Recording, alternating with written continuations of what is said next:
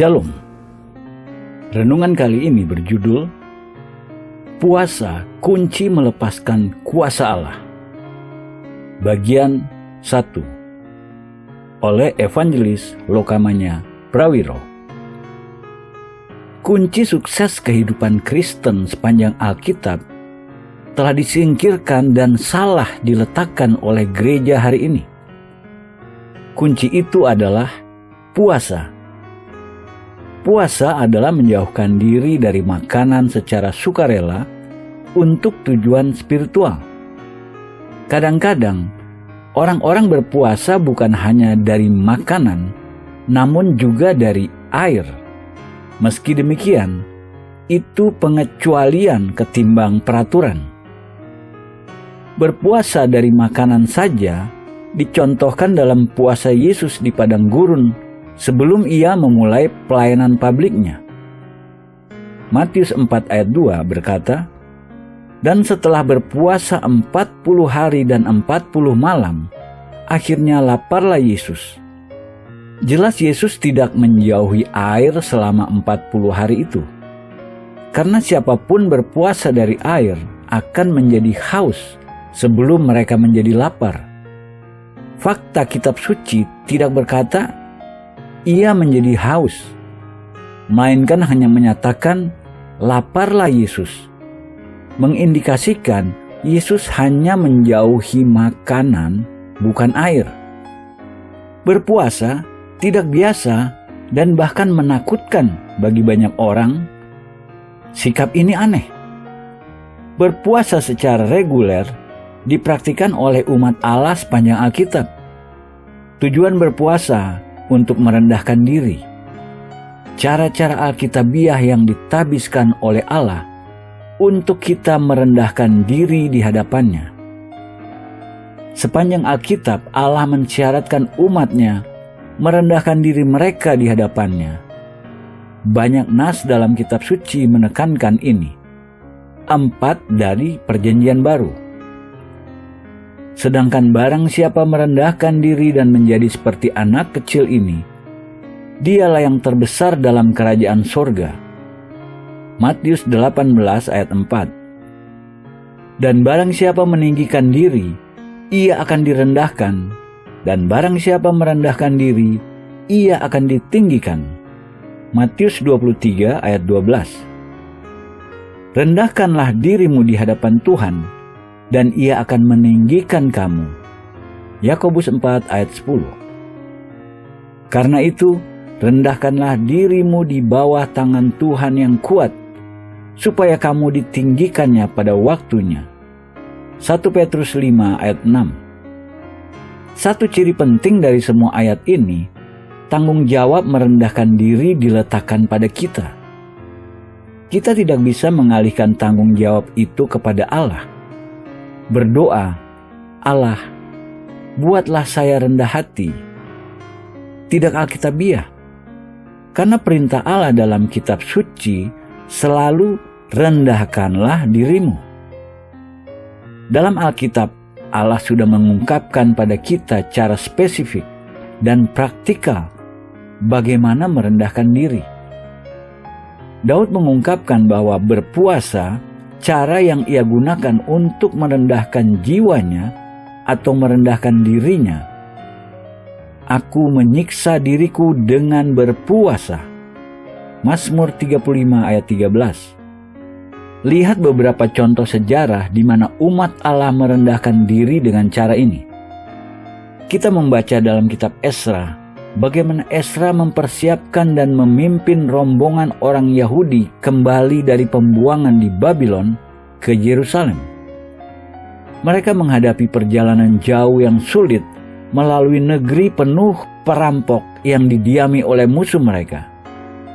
Mereka membawa istri-istri, anak-anak, dan peralatan suci ibadah mereka. Mereka putus asa. Mereka butuh jaminan keamanan dalam perjalanan. Esra memiliki 2 alternatif. Ia bisa meminta kepada Raja Persia, tentara dan orang-orang berkuda, atau ia bisa mempercayai Allah.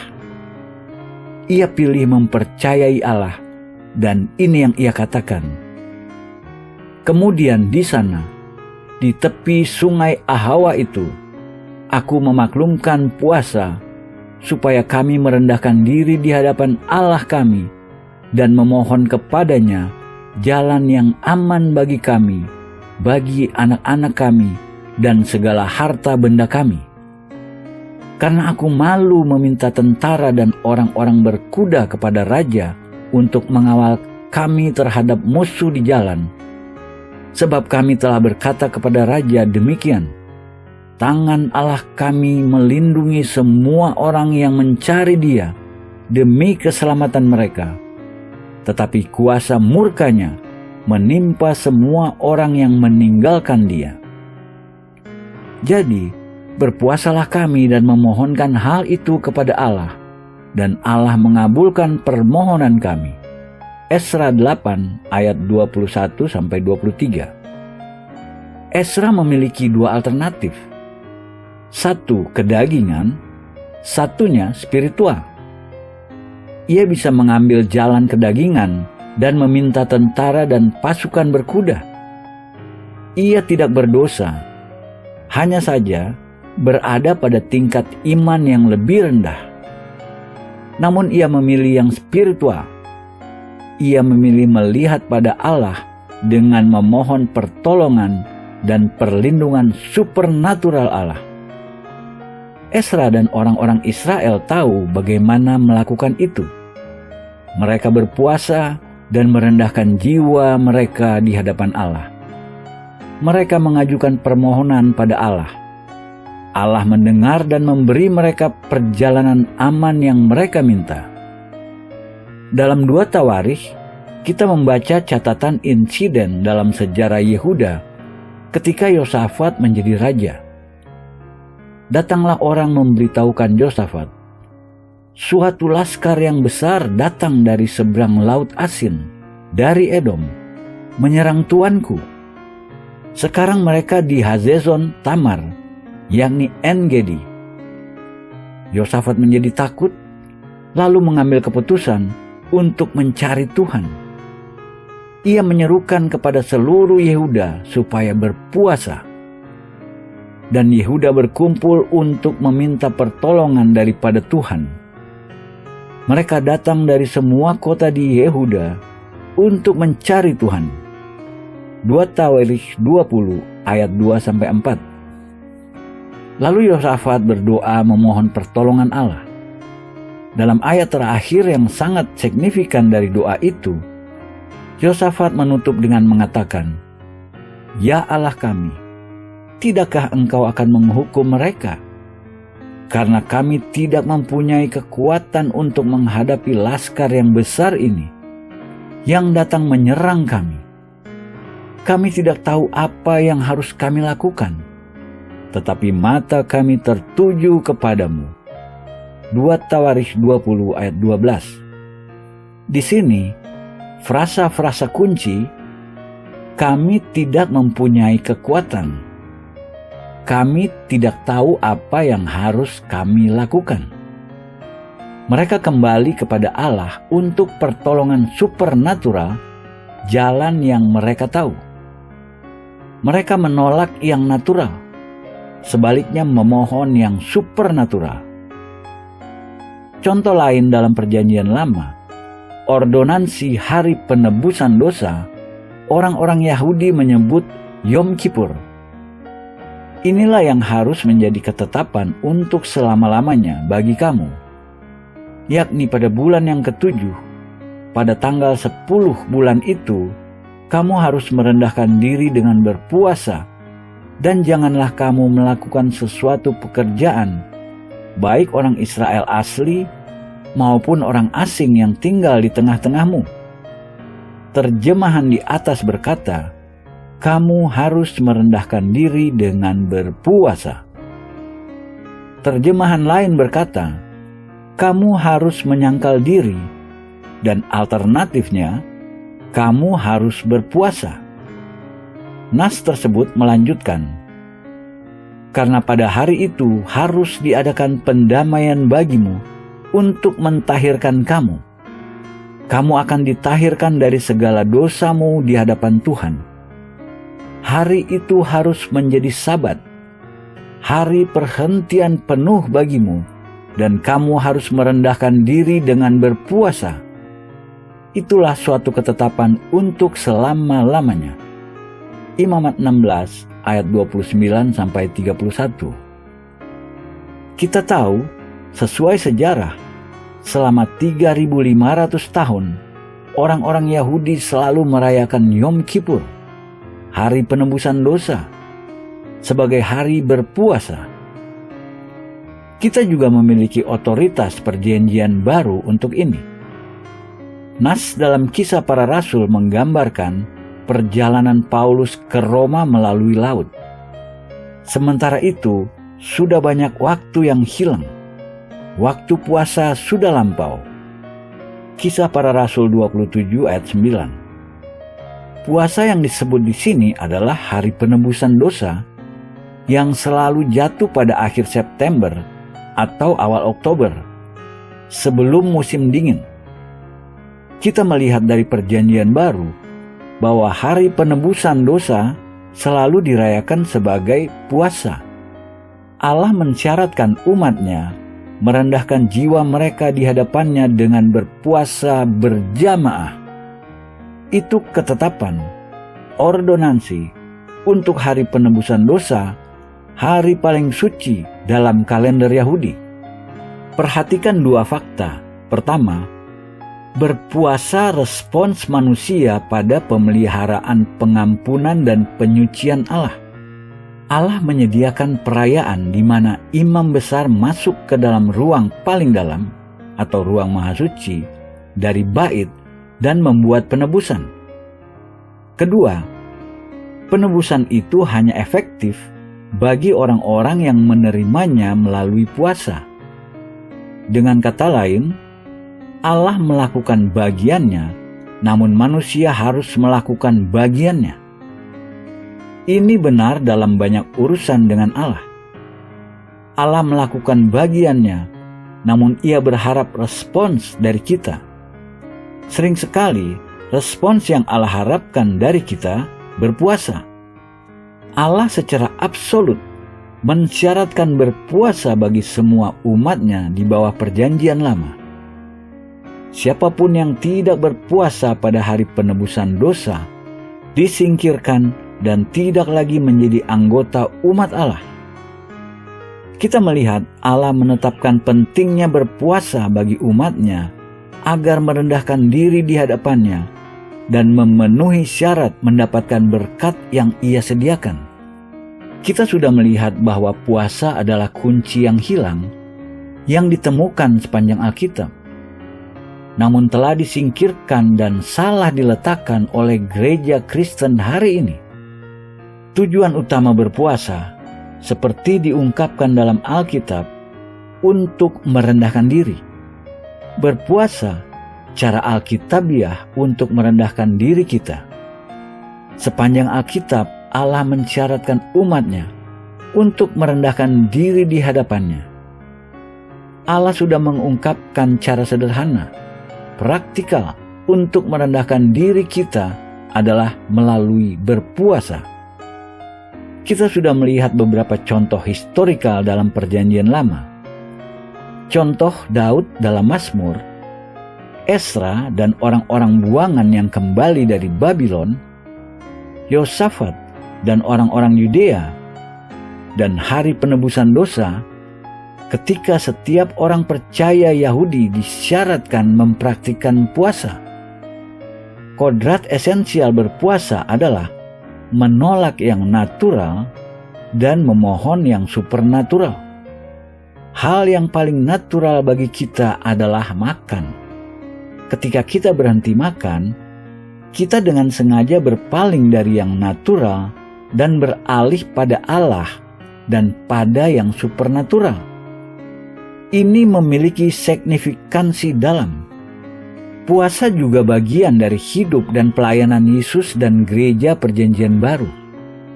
Pertama, Tuhan Yesus sendiri mempraktikkan puasa seperti dicatat dalam Injil.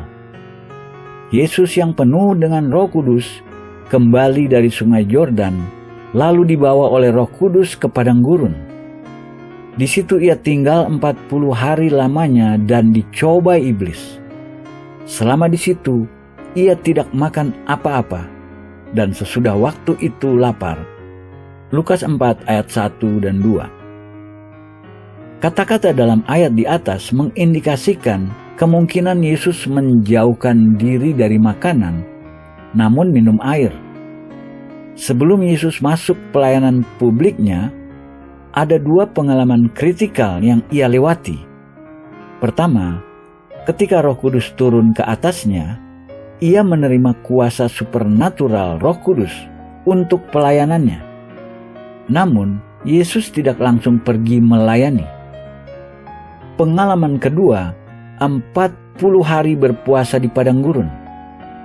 Ia menjauhi diri dari makanan dan fokus pada kehidupan spiritual. Selama kurun waktu itu, ia mengalami konflik langsung dengan Satan atau iblis. Melalui puasanya, ia menang dalam konflik dengan Satan. Ilustrasi ini mengindikasi puasa esensial dalam hidup kita jika kita ingin menjadi pemenang atas Satan. Jika Yesus harus mempraktikkan puasa untuk kemenangan, bagaimana kita bisa klaim memperoleh kemenangan tanpa praktik yang sama? Perhatikan hasil puasa dalam hidup Yesus. Lukas 4 ayat 14 mengatakan, dalam kuasa Roh kembalilah Yesus ke Galilea, dan tersiarlah kabar tentang Dia di seluruh daerah itu. Ada perbedaan sangat signifikan dalam 2 frasa yang digunakan. Ketika Yesus pergi ke padang gurun, Injil berkata, ia penuh dengan Roh Kudus. Namun ketika ia kembali dari padang gurun setelah 40 hari puasa, dikatakan ia pergi dengan kuasa Roh Kudus. Dengan kata lain, penuh dengan Roh Kudus dan dengan kuasa Roh, 2 hal berbeda.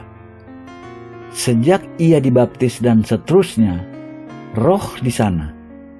Namun puasanya yang melepaskan kuasa Roh Kudus mengalir melalui hidup dan pelayanannya. Ini pola sama untuk kita. Yesus sendiri berkata kemudian dalam Yohanes 14 ayat 12, aku berkata kepadamu, sesungguhnya barang siapa percaya kepadaku, ia akan melakukan juga pekerjaan-pekerjaan yang aku lakukan, bahkan pekerjaan-pekerjaan yang lebih besar daripada itu. Sebab aku pergi kepada Bapa. Pekerjaan-pekerjaan Yesus dimulai dengan puasa. Jika kita ingin melakukan pekerjaan-pekerjaan lain yang ia lakukan, logikanya kita harus mulai sama dengan Yesus, dengan berpuasa. Yesus juga mengajar murid-muridnya untuk berpuasa. Dalam khotbah di bukit, ia berkata pada murid-muridnya, tetapi apabila engkau berpuasa, minyakilah kepalamu dan cucilah mukamu, supaya jangan dilihat oleh orang bahwa engkau sedang berpuasa, melainkan hanya oleh Bapamu yang ada di tempat tersembunyi. Maka Bapamu yang melihat yang tersembunyi akan membalasnya kepadamu. Matius 6 ayat 17-18. Yesus menjanjikan upah bagi mereka yang mempraktikkan puasa dengan cara dan motif yang benar. Perhatikan satu kata kecil penting. Yesus berkata, ketika engkau berpuasa, ia tidak berkata, jika engkau berpuasa. Seandainya ia berkata, jika, ia membuka kemungkinan mereka tidak berpuasa. Namun ketika ia berkata, ketika engkau berpuasa, ia berasumsi sudah pasti mereka akan mempraktikkan puasa. Dalam tema pasal 6 Matius, ada 3 kewajiban utama Kristen. Memberi kepada orang miskin, berdoa, dan berpuasa. Sehubungan dengan 3 kewajiban itu, Yesus menggunakan kata yang sama ketika ia tidak pernah berkata jika. Dalam ayat 2 ia berkata, ketika atau apabila engkau memberi sedekah.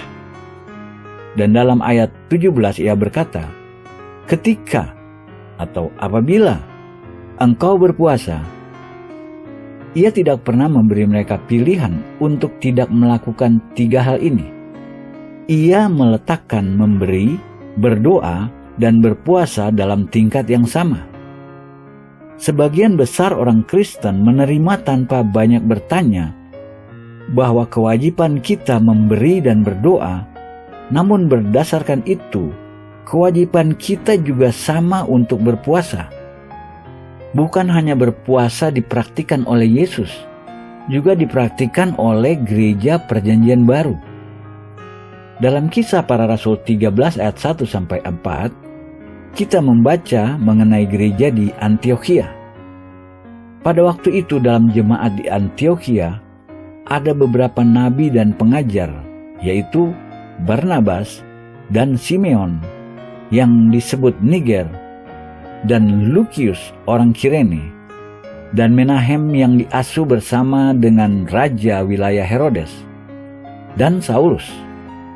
Pada suatu hari ketika mereka beribadah kepada Tuhan dan berpuasa, berkatalah Roh Kudus, khususkanlah Barnabas dan Saulus bagiku untuk tugas yang telah kutentukan bagi mereka. Maka berpuasa dan berdoalah mereka, dan setelah meletakkan tangan ke atas kedua orang itu, mereka membiarkan keduanya pergi. Oleh karena disuruh Roh Kudus, Barnabas dan Saulus berangkat ke Seleukia, dan dari situ mereka berlayar ke Siprus. Kisah Para Rasul 13 ayat 1-4. Pemimpin-pemimpin gereja melayani Tuhan dan berpuasa bersama. Dalam menjalankan puasa mereka menerima pewahyuan dari Roh Kudus bahwa 2 dari mereka diutus untuk pelayanan khusus apostolik. Menerima pewahyuan ini, mereka tidak langsung mengutus mereka, namun mereka berpuasa dan berdoa dan meletakkan tangan ke atas kedua orang itu. Lalu dikatakan mengenai 2 orang itu, mereka disuruh oleh Roh Kudus.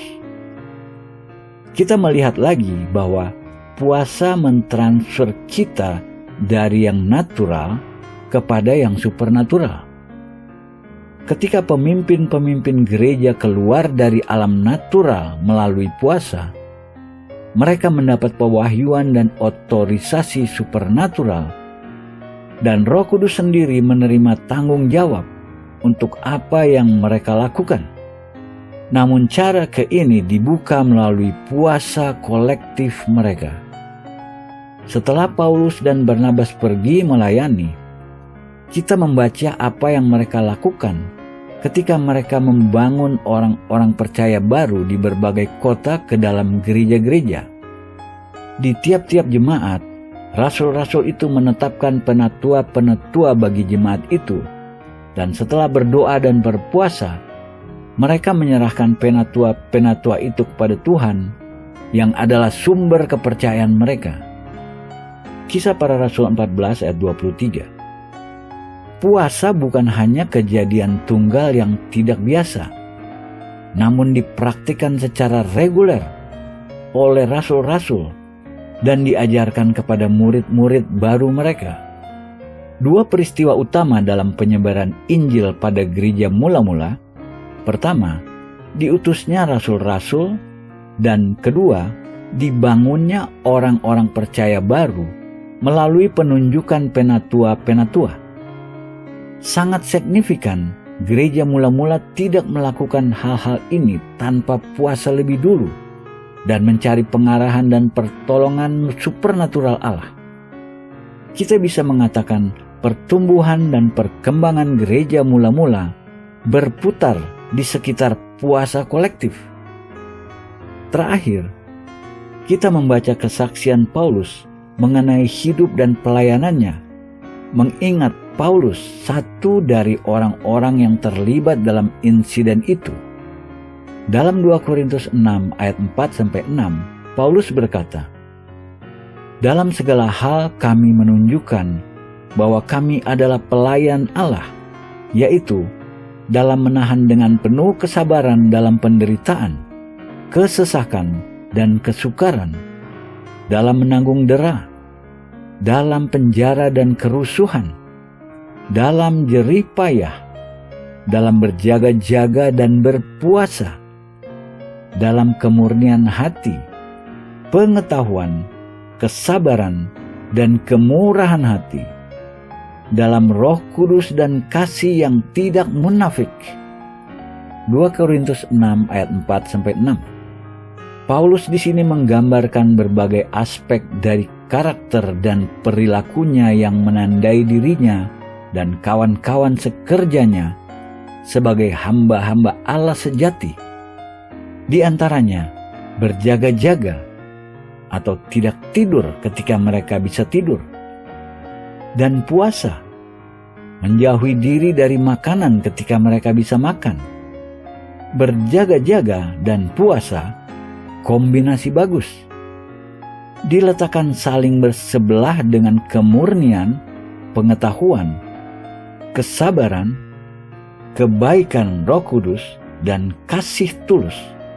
Dengan kata lain, mereka direpresentasikan sebagai bagian dari peralatan total hamba sejati Tuhan Yesus Kristus.